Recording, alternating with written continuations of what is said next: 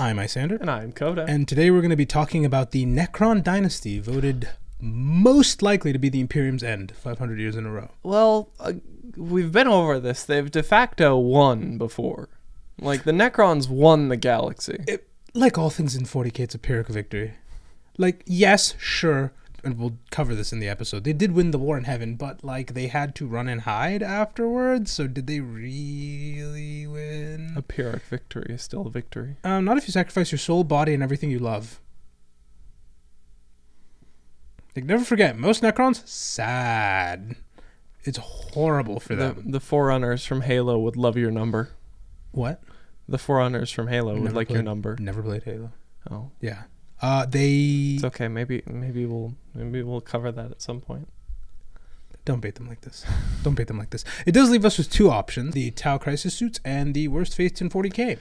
One shall stand, one shall fall. We have already seen some pretty awful fates in the. And we'll gloss over the ones we've already covered. There's so many. There's so many terrible things that can happen to you in 40k. That's Demon, Kulaba. I don't think there's stuff worse, but I'd have to look real deep. Well, the Demonculava is just icky. That's the heavyweight champ. That is the heavyweight it's just champ. Icky. We also Icky is light words for it. Very, very light words for it. You guys get to decide, however, in the comments below. We do also have 2 episodes every single week. Like this week we did the Armageddon Steel Legion. Next week we will probably be doing a certain Necron who thinks he's still human. Yeah. Oh, I'm excited. Yeah, you also get access to a bunch of bonus episodes. I'm excited for that episode. Well, he's a part of this dynasty. Is he? Yeah, he is. Oh, this is going to be awesome. So you get access to that episode, the previous episode, and a year plus worth of episodes that have never seen the light of day on a bunch of various topics. And you can do all of that by heading on over to patreon.com/Isyander and Coda. You literally get twice as much of what you already love, because I see you guys who binge through everything and ask for more. There is more. You also get access to the Discord Community Days, which is today, and we will be doing that live stream later on, as well as a bunch of other perks, all while helping us keep all these various lights on. And there will be more coming. Yes. For those of you signing up as I speak, thank you very much. And for those of you already there, thank you as well. Now let us get into the Necrons, who, just quick recap, it's unfortunate for them. Everything sucks. It's awful. From the beginning, they inherited a planet that I don't want to throw Australia under the bus, so I won't say Australia. It's super Australia. You know the way Australia already is getting very heavily bombarded by UV rays. Yeah. Like I think it's the melanoma capital of the world. I think. And it's also it's radioactive. It's basically radioactive. I wouldn't say it's basically radioactive. It's basically radioactive. I wouldn't say that. Go out into the spend like a couple days out in the outback and yeah. They have underground towns out in the middle of the desert. No shot. Yeah. Really? Yeah. Because it's the only way to escape the heat. God, I need to visit Australia at some point. They're not seems like fun. They're not like underground, like sci-fi underground. Yeah. Like we've gone like 500 feet deep, but it's just like they're like hobbit holes. I still want to visit one. Yeah. That seems like fun. Yeah, the Necrons had a very similar situation to that. Kind of similar to, the hole in the ozone layer that's really the shifting pattern that's occasionally a hole and occasionally just like tiny dots in places you really don't want tiny dots. Yeah. I think it's over Antarctica, if I remember correctly, is where it normally sits. I could be wrong. It's been a while since everyone was panicking over that. Is it over Antarctica? I swear it is, but sometimes like at its biggest it brushes up on all kinds. Moral of the story, you don't want a hole in your ozone layer. That really sucks. The Necrons don't have one to speak of. It's an unfortunate hand they've been dealt, and our star is relatively nice in a cosmic. When you zoom out and look at a cosmic look at things on a cosmic level, it could be so much worse. Oh man, it sucks. And like, if you want to get really, really, really fatalist about it, in billions of years, it will be worse. It's going to eat everything up until, I think, us. No, it'll eat us. If I remember correctly, will it eat us if too? I remember correctly, it's going to get everywhere up until Mars. Oh, really? Yeah. Huh. Okay, well, yeah, if you really want to get super fatalist, it's not that nice to us, because in billions of years, we're going to die. But me and you aren't going to live billions of years, so that's fine. The Necrons... Unless... No. If a Catan shows up right now... Mr. the Deceiver? No, I'm not taking his deal. I am not taking his deal. The Necrons had it just awful. Their star was constantly spitting out stupendous amounts of radiation. They had no form of ozone to speak of. And because of this, in Necron society, you don't track the amount of people who have cancer. You track survivors. That is a much better metric. Otherwise, number of Necrons with cancer, 100%. It's a useless statistic. It's a useless statistic. Our star, the sun, every so often it will make a big loop and it'll turn one of the numbers in your text message from 0 to 1, and I guess the text you sent your mom now says something awkward instead of something sweet. What? Changing the information. Glitch in text. Does it do that? I don't think that's how that works. I was being very exaggerative there. Oh, okay. But that is kind of what happens. Yeah. It's the magnetism just like flips a bit. God, I love the sun's magnetism. Right now there's a whole like, sorry to get off topic. There's like this whole twister thing happening like right on the surface of the sun, and it's so horrifying, but also so cool that we have images that clear of it. I think it's the reason why a lot of areas in like the northern US, we're getting aurora borealis. Oh, because it's being big, very magnetic. Because from everything that I heard, it is the biggest solar storm since like 2003. Yeah, that would explain why I've been seeing a lot of pictures of the northern lights, and I couldn't see a thing. Which is very upsetting. I'm so very upsetting. Perfectly fine. You know, friends showing me clear pictures of this aurora borealis, and I sat out on my back porch for like 3 hours trying to see. It's fine. It's fine. We can just go to the north to see them. They, honestly, you know, their planet sucked so hard. It's entirely possible. The one bright side is they only had northern lights all the time because it was just that active of a star. I'm not sure. We don't know too much about this time. What we do know, though, I'd imagine it'd be more a sign of more death than, oh, cool, bright lights. Yeah, probably. What we do know is that they quite literally lived in the shadow of their dead. They had to build tombs so large that they completely overshadowed anything that held living people within them. It was a real rough time, and despite that, they still managed to crack a lot of really cool things. They managed to leave their planet. They managed to become actually technologically advanced and stand a fighting chance. It is at this point that they bumped into some things known as the Old Ones, who were immortal and knew the power of sunscreen, and didn't want to share any of that with them. They're spacefaring and they still haven't invented sunscreen? Okay, if you I'm joking. They would need like SPF 10,000. Yeah. It would take quite a bit to protect them from their star. This understandably chapped their hide. It really did. And so they made a deal with a guy named Mr. the Deceiver. Shock, awe, the Deceiver deceived them and took all of their souls. The Deceiver did deceive them. Mm-hmm. His suffix isn't Mr., it's Doctor. Doctor the Deceiver, yes. And that's how we get to the Necrons we have today, which are the weird Egyptian Terminator robots that just look so cool. They have such a nice aesthetic now. The Bone Boys. Yes. This leads to a full-scale war that has a fantastic name. It's called the War in Heaven. And it's so cool. And we have almost nothing about it. Despite it having such a cool name. We don't know anything about it? No, we know a lot about it, but there's not many things set then, just because it's so prehistory. It's the equivalent of, you know, like today we have books set in the modern era, a few hundred years in the future. You have like, we read the classics like Shakespeare stuff. This would be like a book about the Cambrian period.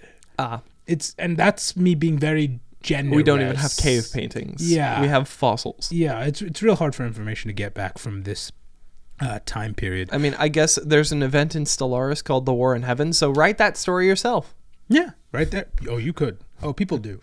The only people who really, really remember this time period are the Eldar. The orcs were there too. But the orcs are They're orcs. And they're also not what they used to be, literally. yeah, no, they're not. Both the orcs and the Eldar were manufactured to beat the Necrons. Spoiler alert: this kind of worked, but not really. The Necrons still won the war in heaven, but afterwards they immediately had to run and hide and take a long nap because the orcs and the Eldar were running around, and they didn't stand a chance against them. So they fully realized that. Sunrise, sunset, everything has its highs followed by its lows, then its highs. They were on the low part of their lives, and the Eldar were coming up, and it was going to spell doom for them. So they decided to sleep through it. We can't keep this up. We're just going to wait until you fall again. Mm-hmm. Yeah, and if you want to know more, because again, I'm compressing a lot together here, I'd recommend you check out the Necron video. Tad dated, still good. It's fantastic. But that does bring us to the Sautekh, who they really come to after the Great Nap. They did some stuff before, don't get me wrong, and we will cover that. But we mostly deal with them today because they were spared a lot of the brutality other Necrons got hit with while they were asleep. Because we don't know the total number of tomb worlds. There's far too many to count. Earth could be a tomb world. You genuinely don't know. The only way you know you're on a tomb world is one day everything turns green because the alarm clock went off, and it's horrifying. But a lot of worlds have just never gotten a chance to wake up. Worlds colliding with other worlds, stars going supernova. The Eldar are real paranoid about them, and so they will try and find them and just kill them in their sleep. In the great sense of the cosmos, literally anything can happen. Yep, some were just shaken apart by the planet. And so a lot of them didn't. A lot of dynasties are really struggling. They're not waking up as they should. The Sautekh got rather lucky because they did not really experience this. Their worlds are on the fringes, so the only thing that really did damage was Father Time. It wasn't really like headhunted or found by the Mechanicus or any of the usual stuff that usually happens. Because who the hell is out there at the edges of the galaxy? The squats, kin, dwarves in space, whatever you want to call them, they were out there. They vaporized one whole tomb world. That is not a joke. Not strip it for parts? They vaporized it using mining equipment. So I would assume they said they saw green and went, nope, charged. Yeah, done. Yeah. The equivalent of seeing a hatching of spiders in your kitchen. Nope, done. Burn the house down. Yeah, yeah. And then another one was lost like twin supernova. So it's a cool way to go. Well, they were asleep for it, so they didn't get to. Well, honestly, if I die, I want to die in my sleep to a twin supernova. That's a nice way to go. I don't no murder, no stabby, no shooty, no like Space silently dwarf into the mining good night. equipment. I want twin supernova as I sleep. Yeah, and that's what they got. All the others basically did not get any of this. So when they awoke, they had a stupendous numbers advantage over everything else nearby. Numbers advantage is only made worse by the fact that their crown world, the jewel in the center of it all, is kind of this unfathomable mausoleum. It was a thing before it became a tomb world. Oh yes, it was kind of like this hall to commemorate great heroes and warriors. And so when it came time to go to sleep, some of the best heroes and warriors just stayed there, were buried there. And so because of that, because their versions of Patton, Napoleon were all buried on that planet, it got some really good defenses, and it was also placed in a really good spot, and it had some of the best tech to keep them intact for the long nap. While it did mean that most of the nobles woke up fine, the one guy who mattered didn't, because the guy in charge of the Sautekh Dynasty just died in his sleep. Yes. Something went awry with the freezer holding wall, the Phaeron, and he never woke up. Can you guess what happens after this? Utter chaos. A big power vacuum to which everyone is trying to fill. Oh yeah, yeah. Every single noble immediately, a civil war breaks out, and this is mostly because Necrons are a lot of things, but they're almost all universally power hungry. And waking up with a vacuum like that Whoa, huge. I get to be the Phaeron now? of the All I have to do is murder everybody else here? of what could be the single largest dynasty? Yeah, I'm doing it. Yeah, I'm doing it immediately. Immediately. And they were already pretty schemy. They were already pretty into politics before this. Like any computer, you turn it off for 60 million years, it's going to come back weird. And so it used to be just mild egomania, just became full, unhinged, blind, tyrannical urges. Like, my computer has done that before. has it? Yes. Well, you're acutely aware of what this is like. Basically, for a lot of Necrons, what was a minor character failing just got turned into their whole personality in some cases, as they woke up glitchy, for lack of a better term. So absorbed were they in this war that they halted waking up more Necrons because it would add competition. Huh. In the middle of the galaxy, by the way, war is happening all over the place. The Eldar are still awake. They remember them, and they stopped that. Just to fight amongst themselves. Yep, their big toe itched, and so they whipped out a handgun to scratch it. It's that level of short-sightedness. And at its complete height, some total jobber, whose name does not matter at all, got so lost in the sauce, he went to awaken a fellow known as Imotekh. The Stormlord? No, just Imotekh. Oh. Not the Stormlord yet. Nope, none of that. He was one of their best generals before the Great Mimir, a very respected figure. And the theory here is, if this complete jobber can wake up the greatest Necron general, surely he will immediately take my side in this, and the war will be over. Yes. And I will be totally fair, in the time before the Great Sleep, this is a solid plan, because they were bound like machines to do certain things. Like, they were hard programmed to obey their superiors. There is no two ways about it. That code has since been removed by the Silent King. Ah. Yeah. And so instead of a single-minded soldier awakening and ready to serve this guy who's in charge of him technically, he awoke a competent warrior who's acutely aware of why they're asleep, where they are, and all the threats around them. And he was let loose into a room full of squabbling Necrons. I assume he just slapped everybody upside the head and said, "What are you doing?" Oh, he was beyond mad. Oh, he was... Instead of bracing for... Because again, the Eldar, genuinely terrifying. The Eldar... Not anymore, but he doesn't know this at the time. Back in the day, the Eldar could definitely kill the Necrons if they got them. Yeah. It's pretty easy, and he doesn't know how far the orcs have fallen or what the hell they're up to at this point. He just knows, oh my god, they're still around. We need to get them before they get us. And what are we doing? And instead here? of bracing for any, and he hasn't even heard about the whole Emperor Mankind Space Marine thing. That news hasn't made it to him yet. And so instead of bracing for whatever could come their way, instead of preparing for the inevitable, he finds petty lords squabbling over a chair. To the point, again, nobody else is being awoken until this is resolved. And the sheer arrogance, the sheer entitlement of this. He hates the Civil War. He has no interest in helping this moron in any way. And ironically enough, despite hating the Civil War and not wanting to be any part of it, he very swiftly enters it as a major player and ends it. Because these are lords. They're very wealthy. They're probably charismatic, but they're not generals. And he's not just any general. He's the general. So you either agreed with him or you were annihilated. Yeah. That's it. And he's now singularly focused on reclaiming the entire galaxy wholesale. Nothing else matters. He's not going to bother doing self-reflection. He's not going to bother doubting himself. He's not going to go back pining over back when he had skin. He just wants... I believe... Oh, God, what is the exact quote? We had the galaxy, we shall have it again. Something to the effect of, we taught the galaxy the meaning of obedience, and I'm willing to do it again.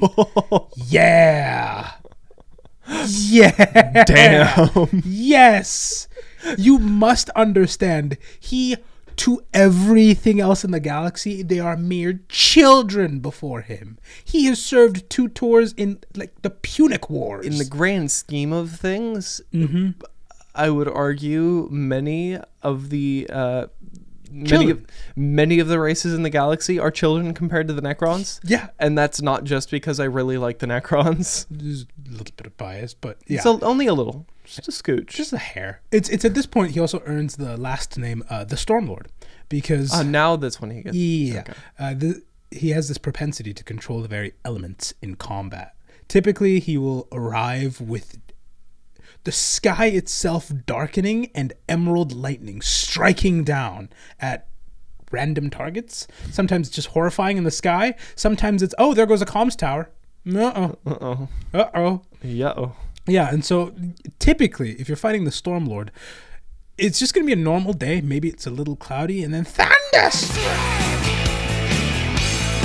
And it's all... I love his voice, by the way. I have no idea how he preparing did that impression.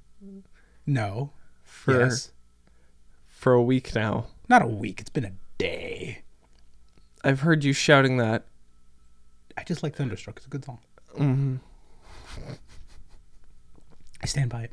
I'll die on this hill all day, any day. Aye. What? Anyway, skies go dark, ash, fog cloud, the whole 9. And the thing about it that I love, other than being a cheap reference to AC/DC any chance I can get, though I can't do the voice to save my life, is... Who can? Only that man's voice is so unique. I don't know how he does it without wrecking. I've tried. I have no idea how he does it. Well, I've heard interviews from the other members of the band who would say he'd just be smoking while singing. Yeah, I'm not going to pick up smoking for an impression. I'm sorry. No, just the this man's vocal cords are fighting for their lives, dude. Yeah. The thing I love the most about this though is it makes it genuinely terrifying to face him. Because you will see an army you can't count. All you see is this wall of dark fog and thousands of green eyes looking at you. Frightening. Yeah. Anyone who steps into the fog just vanishes silently.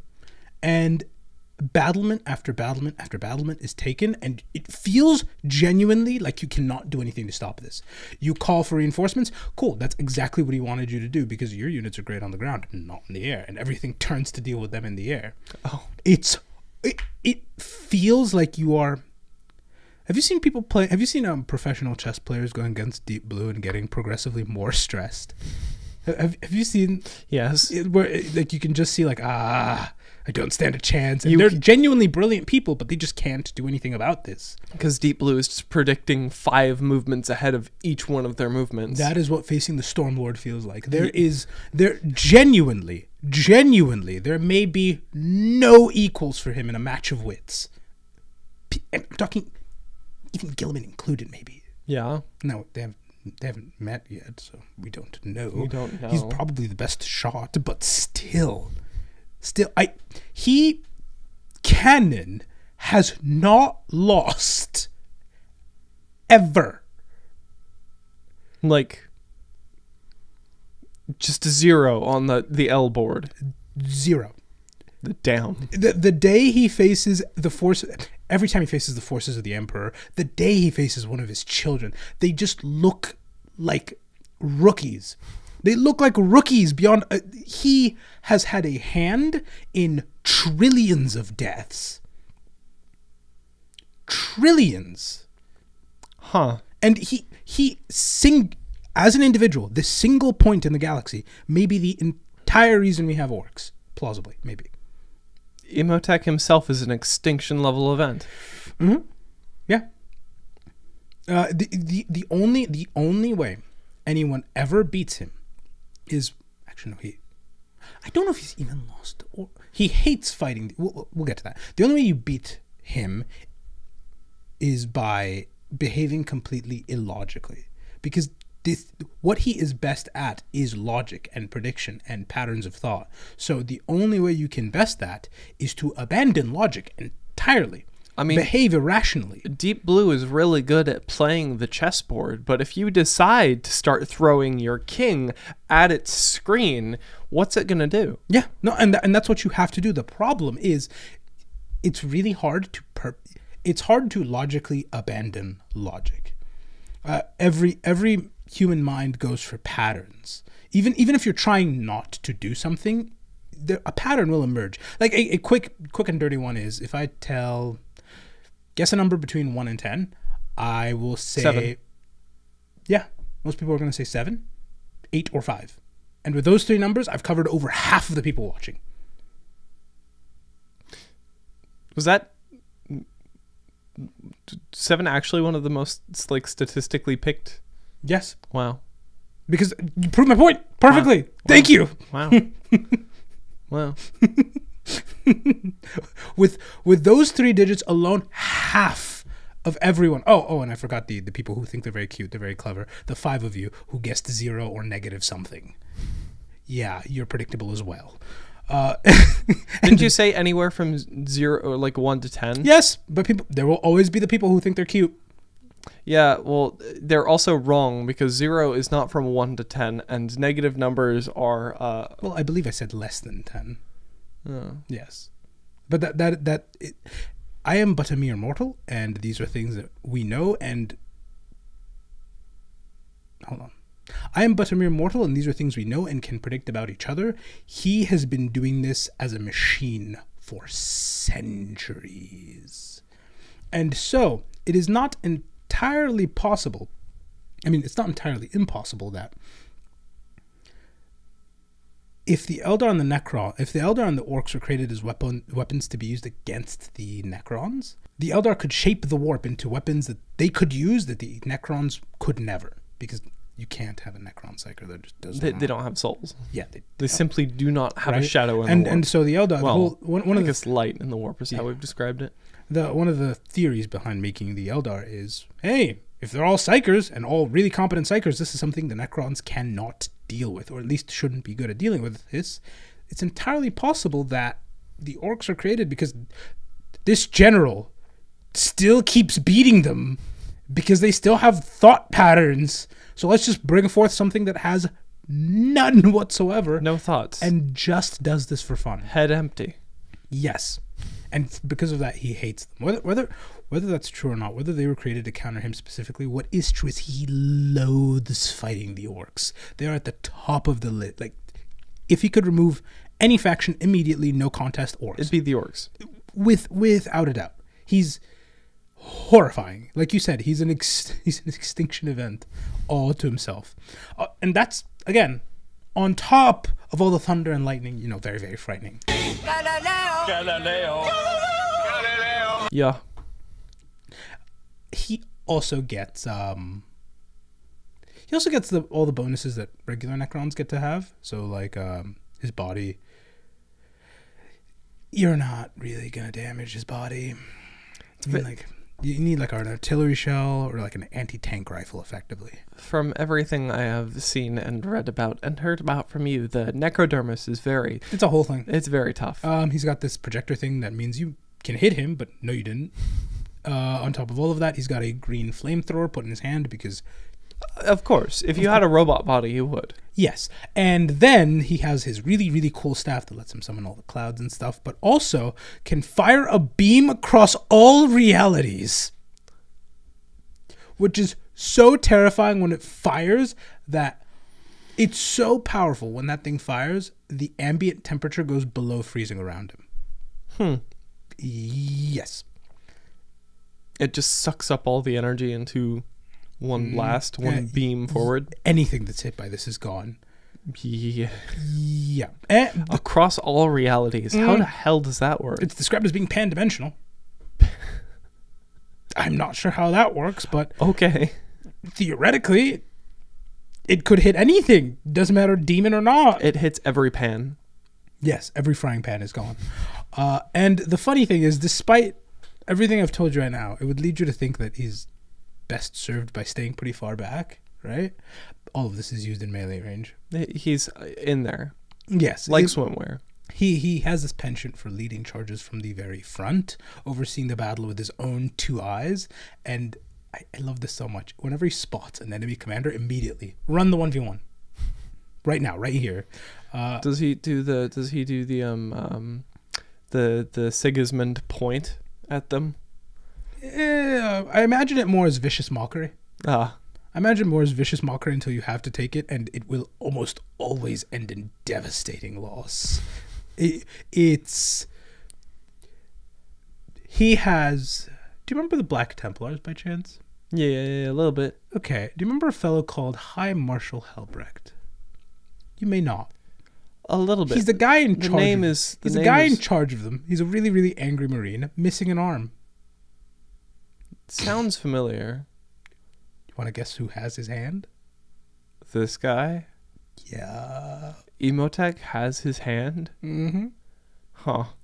And he did it in the most embarrassing way possible, just kind of standing there, self-repairing, as Halbrecht kept trying to hit him over and over and over and over until he finally exhausted himself, lopped off an arm, kicked him off a bridge. Called him a child. Damn. Yep. Damn. Dude, I love the Necrons. Yep. Dude, I love the Necrons. And genuinely, you have to remember, it's not he's winning this through melee prowess, because this is something that a writer has admitted. He's not really good at melee. All of his gear is better from a distance. It's just you're fighting a Sherman tank with a sword. Yeah.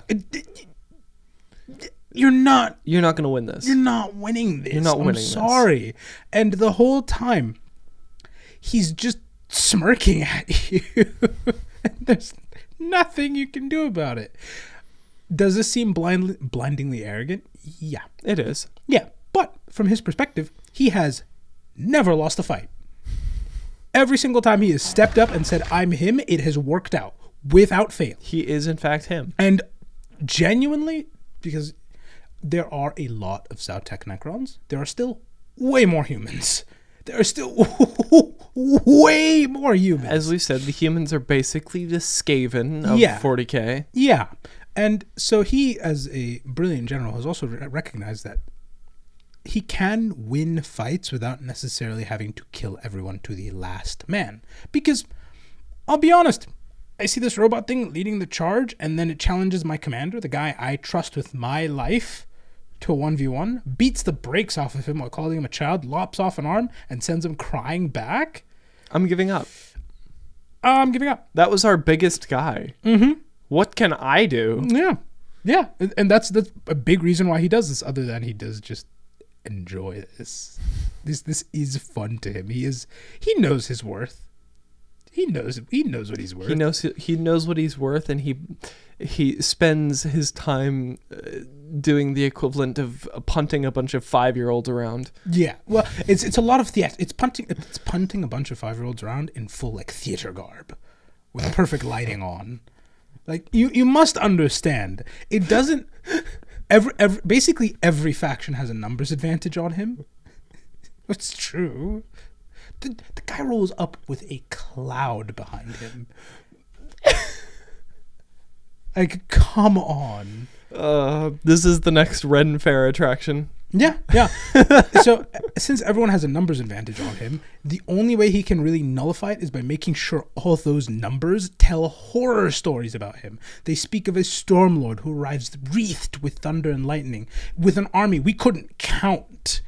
All we could see were eyes staring well into the horizon. You see this guy lead the charge from the front, beat your best warrior to the ground, and then lop his arm off. As a trophy, and then 6 scarabs on him, because yes, he can make it rain blood scarabs. That's a thing. And blood scarabs? Yep.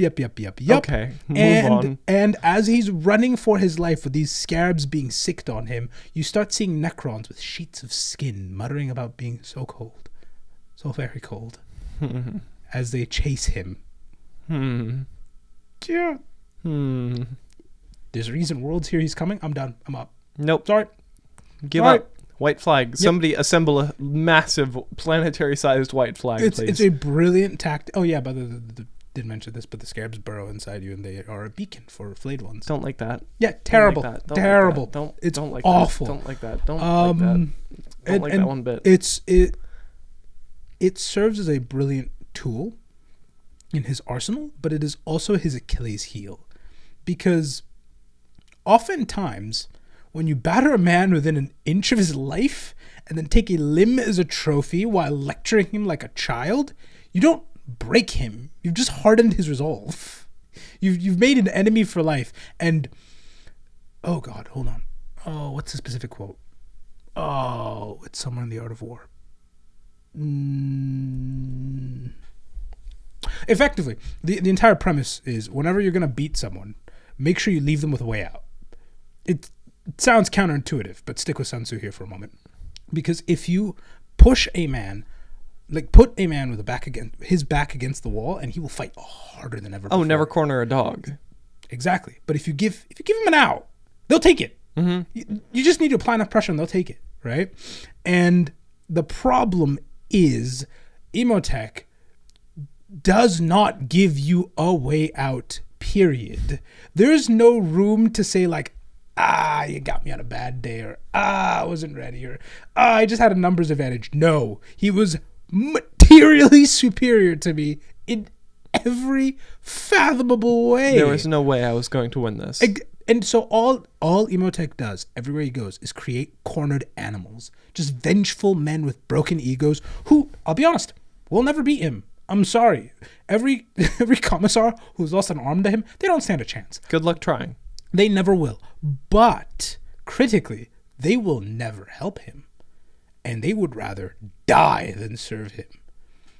Which means that in the future, if a fellow, say, like Gilliman, is competent enough and has access to these people who have seen him and seen his tactics and can't beat him but can certainly spite him, it could genuinely be his downfall, you know? It's the whole theory of you always want to take the approach that don't fight unless you absolutely need to. If you can win without a fight, take that option every single time. Because dude, once you come to blows with another person, it's never gonna end well. It's the best fight is the one you don't start. Yeah. Because who knows that, like, it's the phenomena of like somebody accidentally spilled coffee on your shoes on your way into work, and you you laid them out, you screamed at them, you chewed their ear off, and then you get to work and realize that's the CEO of your company. Something like that. The far more common one is like you just spite someone. Short-term gain, you don't really think about the long-term consequences, and then the person just spites you back in some way that you may never know. It will always be a problem. It's better to have friends than enemies. In life, I've just found it, just be nice. Just be nice to people. Just be like flat nice to neutral to everyone, and you'll be fine, you know? I sleep easy at night knowing I don't have a single op. It's great. It's great. It's so much easier. It's so much easier to just not have enemies. Yeah. Life goes by so much smoother that way, and that is a lesson that Imotekh does not know. Oh my God. He just causes, well, okay, he does know it, but he doesn't apply it to anything. He doesn't care. No, he doesn't care. He does not care. And so on top of kind of slowly festering this army that will eventually have all of his tactics known, he's also putting a hell of a target on his back. He's that big Necron over there. Get him. We know what he's done to us. I think I may be underselling how large the Sautekh Empire is. For a while, genuinely, people thought all Necrons came from the Sautekh. His borders are rubbing up against Ultramar. Yeah. And for those of you that don't know, Ultramarines are the type to go out to their yard with a tape measure and make sure, like, oh, my property line ends here, and that's a new rose that you planted that goes over it. Please trim that. Thank you very much. Yeah. Yeah, and he's rubbing up on their territory. To the Eldar, they have Farseers who see him as the apocalypse coming. He's their personal Ragnarok? Not personal, but one of them. They have quite a few. Nah. Yeah, the Eldar have quite a few doomsdays. They're an endangered species, man. It really blows to be an Eldar. To be fair, if I summoned a god by accident that killed 9 in 10 of me... While being hot doing it, too. That's the most horrifying thing. Like, it's not like you summoned Khorne and with a single slash it got all of them. It was like you summoned Slanesh. Yeah. You summoned the closest thing to a L'Oreal commercial, but worse in every way. It's a L'Oreal, a Victoria's Secret, and a Calvin Klein commercial all combined into one. Yeah, that's a good way to put it. Even the Tau, fun fact, are becoming wary of them. The Tau, Mr. Hi, we saw you moved in, neighbor. Here, we brought cookies. Yeah, they are wary of him.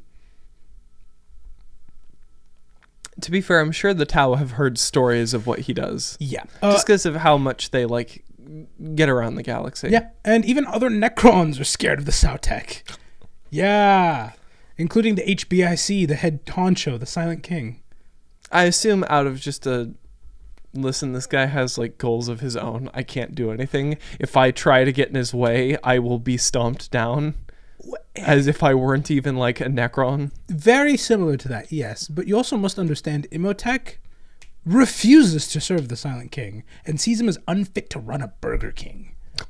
Let alone... Direct quote. Yeah, pretty much. Direct quote. Yeah, they yeah, mentioned Burger King in the book. It was weird. I don't know how they paid for that. However, the most interesting thing about it is whenever these two come to blows, we get to see the other side of Imotekh that shows that he is acutely aware of what he's doing. He is aware that he's making enemies, not friends. Because remember all the stuff I mentioned earlier about heating an opponent's ego, always giving them a way out. Yeah, just the good, sensible stuff, be kind to people. Yeah. He does that when dealing with other Necrons and the Silent King specifically. Internally, he's seething about it. He hates the Silent King. But externally, he's calm and cool. He announces every attack he makes with hours worth of warning. He always chooses to settle the conflicts with an honor-bound duel where you could genuinely get up and say, you almost got me there. Like, he genuinely holds and pulls his punches a little bit. He always gives the Necrons a way out of the fight. Even if they're losing, there's always a way for them to leave with plausible deniability. He even will wait to attack until there is no other option and they're bearing down on him. And the whole time he'll say, hey, I don't want to do this. Hey, I don't want to do this. Hey, I don't want to do this. Don't hit me, I will hit back. Don't hit me, I will hit back. And do not hit me, I will hit back. And who would have thunk being a bit calmer, a little bit nicer, is actually working. It's causing proper discontent to spread among the Necron ranks, with more people growing disillusioned with the Silent King. They're beginning to see him the way that Imotekh sees him, as a fool who betrayed and then abandoned them. And this same fool has only done one good thing, which is to give them this impervious body and mechanical mind, and this fool is trying to undo even that. Like, you must understand, on no level does Imotekh think that the Silent King is competent at all. And so he's gunning for his job. Yes. And so we're seeing this really interesting situation where we might be getting like a Necron civil war, like a Necron heresy. Again. No, like a proper Necron heresy. Not a civil war, just a full Necron heresy? Yeah. Just split in two. That'd be fun to see. Maybe we'll finally get a book just for Imotekh, because fun fact, he doesn't have one. That's a shame. Yeah, I had to scour through like 10 different things. That's a this is assembled from a lot of different places where he's like is present. Shows up. Yeah. That's a shame. Mm-hmm. How does he not have his own book? It's fairly recent. The Necrons have been as good as they are, to be honest. And they've gotten, trust me, they're great now. It's not always been the case. They started out as Terminator knockoffs. Mm-hmm. Mm-hmm. And now they like actually have their own personalities. They have their own culture. It's really cool. A lot of that legwork has been done by, and I need to read more because I haven't read every single book out there, but a lot of them have been done by Robert Rath. Really? Yeah. Well, The Infinite Divine really helped. It's somewhere around here. I know there's the... somewhere in there. It's up here somewhere. Yeah. And, oh God, what's his name? Why is it escaping me? I was just reading Severed. Nate Crowley. Nate Crowley? Yes. He's also done a lot of really, really, really good stuff from Severed, which is what we're going to be covering a lot of next episode. Not like the full thing, but it's a good way to see Xandrek's personality and Oberon's personality as well. They have a fun thing going on. They really do. They have a fun dynamic from everything I've heard. He's He's done. I think he did he did do the Gaz book too. Which I love that book. And so those two, great. And if the books wind up in their hands, should we get like a Necron Civil War, that would be fantastic. That'd be really good. Yeah, I would love that. But this could also just be one long setup to give the Necrons a very big and obvious weakness for a certain blueberry to take advantage of. Yeah, probably. Because 40K has its main characters. Yeah. I would argue the main characters should be the Robo Boys who already won the galaxy once before, but No. It's the Ultramarines. It is what it is. I'm not James or James's workshop. Hey, but it could wind up in those two hands or any of the other hands, because I don't think there's a single game. I don't think there's any writer that they have currently that I don't like. They can't miss currently. They've been on quite the hot streak. Yeah. But it could be meaningly they move forward. We get this interesting schism, and we get to see the effects of. It'd be very fun and ironic for the oldest faction in 40K, the ones who should know better, to fall into the same pitfall that the lowly humans did 10,000 years ago. And now that's just happening in the corner somewhere. Just their own version of the heresy. God, I hope it doesn't end as badly as ours did, but... The vibe that I'm getting off of the Necrons and their dynastic split-ups is... funnily enough, like ancient China, with how many times it split, Shatters comes back, and then came back, and then split, and then came back, and then split. Mm-hmm. Just because like some dynasty was either power hungry or they thought the current person in charge was gutless. Yeah. Yeah. Yeah. Nice. How did that happen? There's a lot of phlegm built up, and the bar finally went too high. I see. Ready? Yeah. Yeah. No, I fully agree. It's very similar to that. It also doesn't help that Imotek's the only Necron to have surpassed the Silent King. He genuinely has a couple more accomplishments than he does. Mm-hmm. So other Necrons might just go to him because... Well, he's just done more, just stock. Yeah, and he's so terrifying. Don't want to spoil. He's so terrifying that a mere mention of his name in the Infinite and the Divine sends a whole courtroom into hand wringing. Just don't get him involved. Yeah, no, it's Orican being put up on trial, and he's like, "There's no one here from my dynasty. How is this a fair trial?" And everyone's like, "Oh, nope, sucks." And he's like, "Well, go ahead then, put me on trial." I wonder how Imotek's going to react when he wakes up, finding out the diviner is gone due to a just trial. I think I remember this bit. Yeah. I do remember this bit. Yeah. Yeah. And everyone immediately is like, "Oh, no, never mind. We'll find someone. It's what he would do for us. Yeah. Please don't." And then they have to rotate through judges and representatives. Mm-hmm. Yeah, but at this point, I do have to turn... Yeah, if I remember correctly, it leads to Orican just... cheating. Oh yeah, he resets the universe a couple times, and then Trazen's something feels funny about this. Yeah, something feels He funny. literally gets the Matrix deja vu feeling. Yeah. And then there's some weird, obscure plot point about a piece of okay, well, don't spoil the whole book. Metal off of Orkin.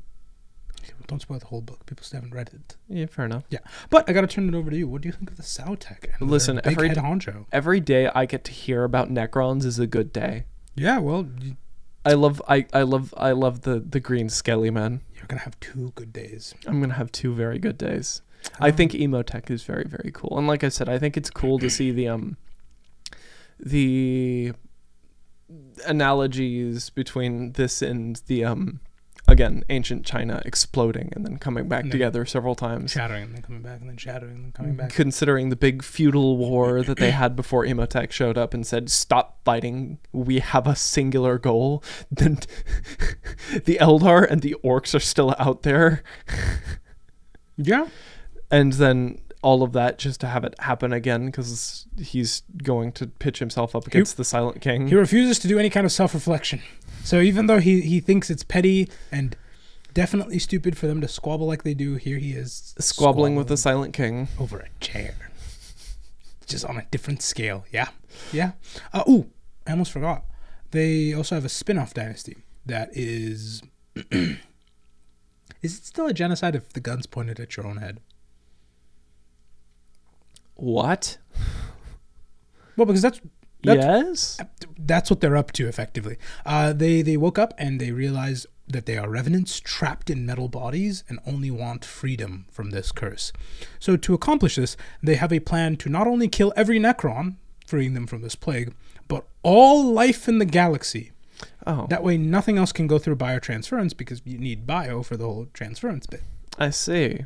I have no idea if that's going to work at all, but I appreciate the gumption. That's very... Yeah.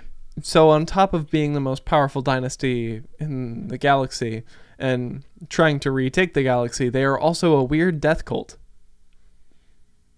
Yeah. That's very accurate. Odd.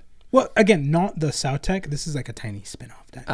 A splinter group. This is like a group that woke up and went, whoa, Whoa, why are we here? why do I still live? Why do I yet live? This sucks. Yeah. Why do I yet? Yeah, why do I yet live? But yeah, that does bring an end to this episode. We will see you next week we'll see you later on today for the community day, and then next week for the episode on Xandric and company. And then the following week for the episode on someone. Something you have decided on Yeah. in the last poll option. Yeah. You guys get to vote in the comments. I don't. So it's going to be... Actually, that does remind me. That's one of the episodes I really want to redo. What? Is the Gaz one. Really? Yeah. Yeah, because I was concussed. Yes, you were concussed. And because of that, a lot of the episodes are like a mishmash of stuff. It's like a little bit from codices here, a little bit from books there, a little bit from like discussions I've had in person with other people, right? Some stuff from White Dwarf, because occasionally you'll just get like a sentence and you're like, huh. Because like, for example, like the kin destroying a whole Sautekh world, just an off sentence in one of the White Dwarfs. Yeah. Like they just passively mention that kind of stuff and you go, Oh, wait, what happened? yeah, okay. And that's one of the episodes I'm not particularly fond of per se, because you were concussed, it had such a compressed production schedule. I was like very suddenly concussed, and then it was like, what do we do? It wound up being mostly from Prophet of the Wa by Nate Crowley. Wow. Yeah, because it's really good. It's a really good life and times of Gazgul Magoruk Thraka. Yeah, it's a really good life and times, and I quite like it. But I do want to redo that episode. Gazgul Margaret Thatcher. It does bother me. It greatly bothers me. That specific episode. Yeah, it's one of the few that does. But it'll happen at some point. I'm no longer concussed, so it would make an easy remaster. Yeah, well, if we do it, we'd have to stick like a metal plate on your head or something. But yeah, probably. yeah, we'd have to. I remember like, because we don't have an editor, like that still needed to get edited by me, and so the weird, bizarre process. And this is why the video is like completely black except for some like pieces of art. If I remember correctly, it's completely black except for some pieces of art. I edited that with my eyes shut for most of the time, leaned back in my chair just listening to it. The challenge with editing that video was not falling asleep. Oh God. But yeah, it came out fine, but I would love to redo it and either do like a proper Gaz episode or a proper like book club on that book, because it's really good. Like those two authors are some of my immediate, I mean, obviously there's a lot. I could sit here and list Games Workshop authors I like, but those two are some of the quickest on the draw whenever somebody like is like, oh, I want to read about orcs, or oh, I want to read about Necrons. Boom, these guys go there. Yeah. Great. But yeah, that does bring an end to this episode. As always, thank you for watching and thank you for being you.